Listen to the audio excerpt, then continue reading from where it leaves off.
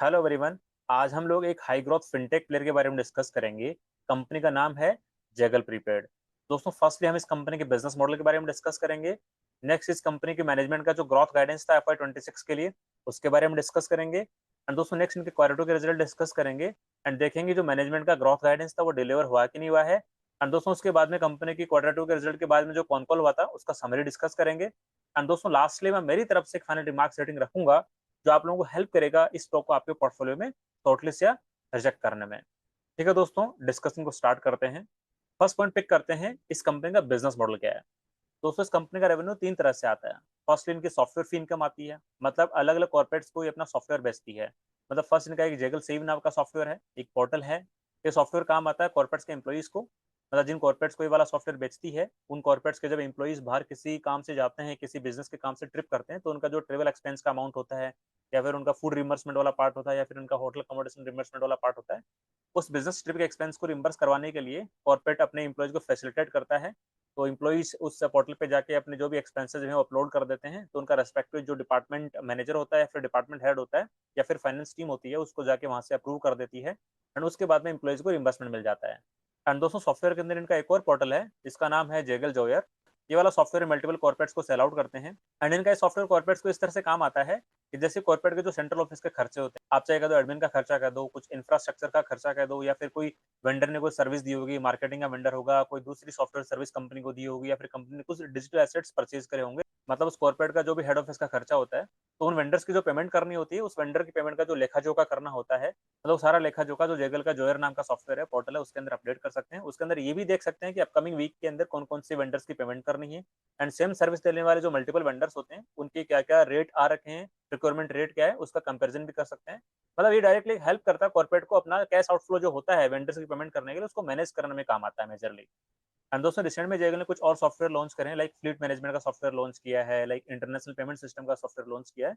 अब दोस्तों, इनके सेकंड रेवेन्यू सेगमेंट की बात कर लेते हैं। वो आता है इनका प्रोग्राम फीस। प्रोग्राम फीस क्या होता है, लाइक जेगल ने अपना मल्टीपल बैंक से पार्टनरशिप कर रखा है और प्रीपेड कार्ड बनवा रखे हैं। वो प्रीपेड कार्ड डायरेक्टली डिसबर्स करते हैं कॉर्पोरेट्स को, कॉर्पोरेट्स वो देते हैं अपने एम्प्लॉइज को। उन कार्ड्स को मल्टीपल एम्प्लॉइज को साइन कर देते हैं और उस कार्ड में एक प्री लोडेड अमाउंट दे देते हैं, लाइक 10,000 का अमाउंट है, 15,000 का अमाउंट है। जैसे आपने सुना होगा पुराने टाइम में एक पेटी केस की फैसिलिटी मिलती थी एम्प्लॉइज को जब वो बाहर किसी बिजनेस ट्रिप में जाते थे। अब क्या करने लगे कॉर्पोरेट, एक प्रीपेड कार्ड देते हैं एम्प्लॉय को जिसके अंदर ये प्री लोडेड अमाउंट होता है। एम्प्लॉय उसको मल्टीपल जो भी खर्चे होते हैं वहां पे खर्च कर लेता है। बैकएंड में फाइनेंस टीम को वो जो टोटल खर्चा हुआ है उसका लेखा जोखा मिल जाता है। तो दोस्तों, ये वाली फैसिलिटी देने पे मतलब जो जो मर्चेंट को कार्ड स्वाइप हुआ है वहां से कुछ एक मर्चेंट फी आती है। वो मर्चेंट फी दो तरह से डिस्ट्रीब्यूट होती है। फर्स्टली जो पार्टनर बैंक है उसको इस मर्चेंट फीस का कुछ हिस्सा चला जाता है। सेकंड, जो बाकी बचा अमाउंट होता है अराउंड 60 से 70% के आसपास में, वो डायरेक्टली जेगल का प्रॉफिट होता है। तो दोस्तों, इस तरह से जेगल के पास मल्टीपल कॉर्पोरेट्स हैं, इनको ये बैंक से पार्टनरशिप करके प्रीपेड कार्ड बना के कॉर्पोरेट्स को दे देते हैं, तो वहां से इनका एक काइंड ऑफ प्रोग्राम फी आता है जो इनके एक रेवेन्यू का पार्ट बन जाता है। अब दोस्तों, इनका जो तीसरा रेवेन्यू सेगमेंट है जेगल प्रोपेल, उसके बारे में डिस्कस कर लेते हैं। दोस्तों, जेगल प्रोपेल वाले प्रोडक्ट के अंदर जेगल क्या करती है, मल्टीपल जो ई कॉमर्स ब्रांड्स होती है उनकी वाउचर्स परचेज करती है। मतलब जेगल ने बहुत सारे बल्क में वाउचर्स परचेज कर लिए, लाइक आपका ई कॉमर्स जो भी वेबसाइट्स हैं, अमेजोन के, फ्लिपकार्ट के, उबर के, ओला के, या फिर डिफरेंट जो भी हैं, बाटा, रिलैक्सो, इनके इनके वाउचर्स बल्क में परचेज कर लेती है। फिर क्या करती है, इन वाउचर्स को कॉर्पोरेट्स को सेल आउट करती है। मतलब जेगल के पास में एक बहुत बड़ा नेटवर्क है कॉर्पोरेट्स का, तो वहां पे जाके कॉर्पोरेट्स को अपना वाउचर सेल आउट करती है। तो इनका जो परचेज कॉस्ट होता है और जो कॉर्पोरेट को बेचती है उसके बीच में जो इनका मार्जिन अमाउंट बनता है वो डायरेक्टली इनका एक प्रॉफिट कहलाता है। एंड जो कॉर्पोरेट है उन वाउचर्स का क्या करता है, जो उनका क्वार्टरली आरएनआर का प्रोग्राम होता है, तो एम्प्लॉइज को मोटिवेट करने के लिए वाउचर्स दिए जाते हैं, या फिर एम्प्लॉइज को एक्स्ट्रा जो इंसेंटिव मिलता है उसके अंदर ये लोग वाउचर्स दे देते हैं। तो उससे एक एम्प्लॉय भी मोटिवेट रहता है और अच्छा काम करता रहता है। तो मतलब डायरेक्टली यहाँ पे जेगल क्या कर रही है, जो इनके पास मल्टीपल कॉर्पोरेट का नेटवर्क है उनको डायरेक्टली प्रॉपर वाले प्रोडक्ट के थ्रू मल्टीपल वाउचर्स बेचती है। एंड जो इनका नेट मार्जिन होता है, मतलब जो इनकी परचेज कॉस्ट है एंड जो ये कॉर्पोरेट को बेचते हैं उसका बीच का जो भी इनका मार्जिन बनता है वो डायरेक्टली इनके प्रॉफिट में कंसिडर हो जाता है। ऑल्दो इनकी जो टोटल सेल कॉस्ट होती है डायरेक्टली जो कॉर्पोरेट को टोटल जितने वैल्यू का इन्होंने वाउचर सेल किया है वो टोटल इनका रेवेन्यू के अंदर कंसिडर होता है।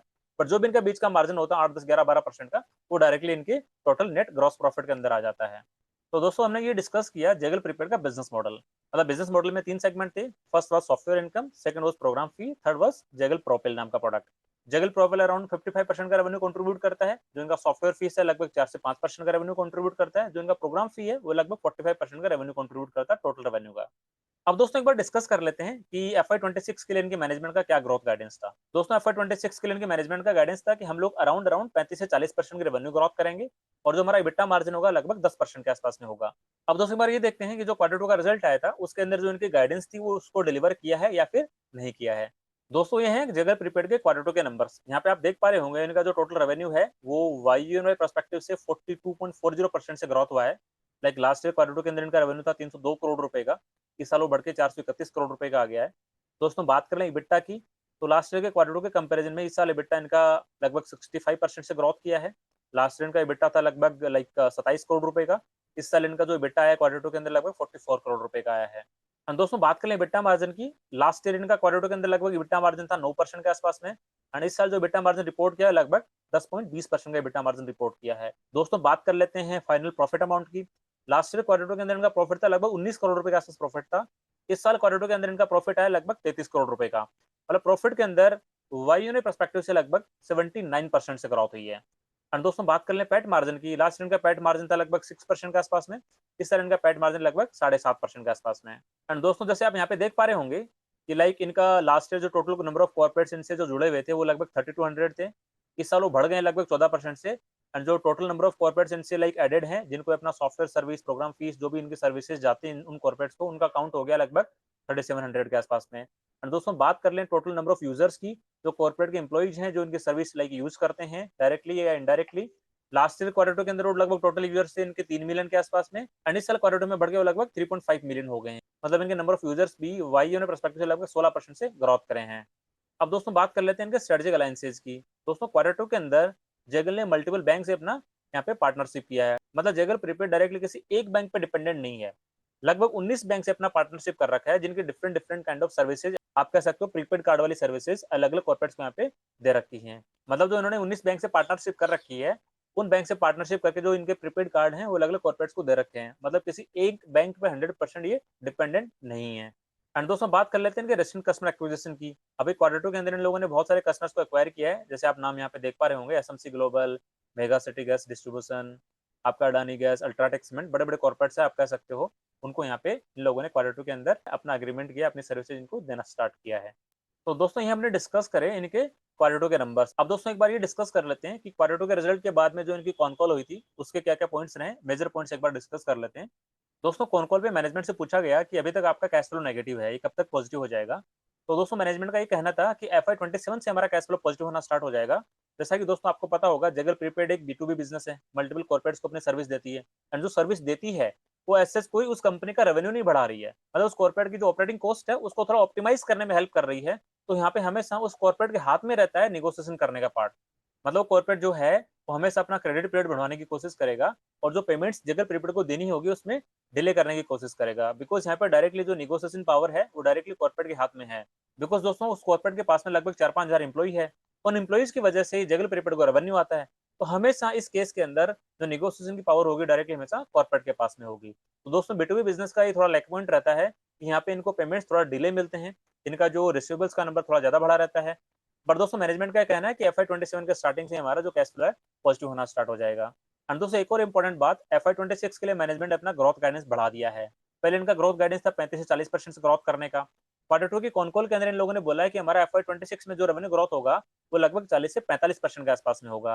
और दोस्तों जिनका बेटा मार्जिन का गाइडेंस था 10 से 11% का, उसमें ऐसा कोई चेंज नहीं किया है। FY26 के लिए इनका जो बेटा मार्जिन का गाइडेंस है 10 से 11% का, वो अभी भी इंटैक्ट है, उसमें ऐसा कोई चेंजेस नहीं है। एंड दोस्तों कॉन कॉल के अंदर मैनेजमेंट ने एक बहुत इंपॉर्टेंट पॉइंट यहाँ पे बताया है कि हमारे जो बेटा मार्जिन है नेक्स्ट लगभग 2-3 साल के अंदर लगभग 14% के आसपास में चले जाएंगे। मैनेजमेंट ने ये बताया कि हमारे जो सेंट्रल कॉस्ट है वो लगभग हमारी कांस्टेंट है, हम लोग मल्टीपल कॉर्पोरेट्स को एक्वायर करेंगे तो हमारा लगभग जो बेटा मार्जिन है वो कंसिस्टेंटली ग्रोथ फेज के अंदर रहेगा। मतलब हर साल लगभग यहाँ पे 80 से 100 बेसिस पॉइंट का यहाँ पे इबिटा मार्जिन पे इंक्रीज होता रहेगा। एंड दोस्तों एक रिसेंट इंटरव्यू के अंदर मीडियम टर्म के लिए मैनेजमेंट ने ग्रोथ गाइडेंस दिया था कि FY28 तक हमारा टारगेट है लगभग 3500 करोड़ का रेवेन्यू अचीव करने के लिए। एंड दोस्तों आपको पता होगा FY25 में इनका लगभग रेवेन्यू था 1300 करोड़ रुपए के आसपास में, एंड टोटल प्रॉफिट अमाउंट था लगभग 87 करोड़ रुपए के आसपास में। अब दोस्तों एक बार जगल प्रीपेड का फॉरवर्ड पैग रेशियो कैलकुलेट करने की कोशिश करते हैं ताकि हम लोग ये पता लगा पाए कि यहाँ पे एक इन्वेस्टमेंट की अपॉर्चुनिटी बनती है या फिर नहीं बनती है। दोस्तों FY25 में इनका टोटल प्रॉफिट था लगभग 87 करोड़ रुपए के आसपास में। H1 का प्रॉफिट था लगभग 37-38 करोड़ रुपए के आसपास में। तो इनका H2 का प्रॉफिट था लगभग 52-53 करोड़ रुपए के आसपास में। दोस्तों इस साल H1 FY26 में इनका प्रॉफिट कितना आ गया, लगभग 60 करोड़ रुपए के आसपास में। एंड दोस्तों H1 के अंदर इनकी प्रॉफिट ग्रोथ आई है लगभग 70% के आसपास में, बिकॉज इनको थोड़ा ऑपरेटिंग लिवरेज मिला है। दोस्तों यदि कंजर्वेटिवली हम ये मान लें कि इनका H2 के अंदर प्रॉफिट ग्रोथ लगभग 60% के आसपास में रहेगा, तो इनका H2 का प्रॉफिट आता है लगभग 80 करोड़ रुपए के आसपास में। ये दोस्तों H1 और H2 का प्रॉफिट अमाउंट जोड़ देंगे तो इनका प्रॉफिट अमाउंट निकल के आता है लगभग 140 करोड़ रुपए के आसपास में। दोस्तों जगल प्रीपेड की करंट मार्केट कैप है लगभग 4700 करोड़ रुपए के आसपास में। तो दोस्तों इनका फॉरवर्ड पी रेशियो आएगा लगभग 4700 करोड़ बटे में 140 करोड़, कितना आएगा लगभग 33-34 के आसपास में। दोस्तों इनकी रेवेन्यू की ग्रोथ रेट लगभग 40 से 45% के आसपास में, प्रॉफिट की ग्रोथ रेट लगभग 60% के आसपास में है। तो दोस्तों यदि मैं प्रॉफिट ग्रोथ के पर्सपेक्टिव से इनका फॉरवर्ड पैग रेशियो कैलकुलेट करने की कोशिश करूं तो कितना आएगा, 34 बटे में 60, कितना आएगा लगभग 0.6 के आसपास में।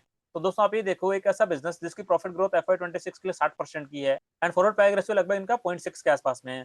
तो दोस्तों मेरे पर्सपेक्टिव से ये मेरे को एक अट्रैक्टिव डील बनती यहाँ पे दिखाई दे रही है। एंड दोस्तों जैसे मैनेजमेंट का कहना है कि अपकमिंग ईयर्स के अंदर हम लोग हमारा EBITDA मार्जिन लगभग 14% के आसपास में लेके चले जाएंगे, मतलब हर साल 100 बेसिस पॉइंट का इंप्रूवमेंट होगा।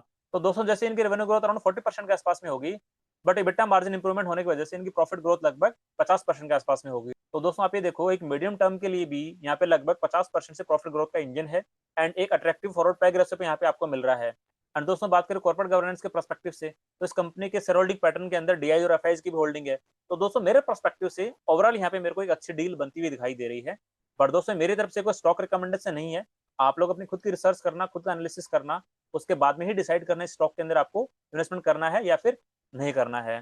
दोस्तों आज की वीडियो में इतना ही। यदि आपको वीडियो अच्छा लगा है तो लाइक जरूर करना एंड दोस्तों चैनल को सब्सक्राइब करना बिल्कुल मत भूलना, बिकॉज ऐसे ही मैं हाई ग्रोथ करने वाली कंपनीज का एनालिसिस करके वीडियो बना के यहाँ पे अपलोड करने वाला हूँ, जो आप लोगों को हेल्प करेगा आपके पोर्टफोलियो को रिस्ट्रक्चर करने में।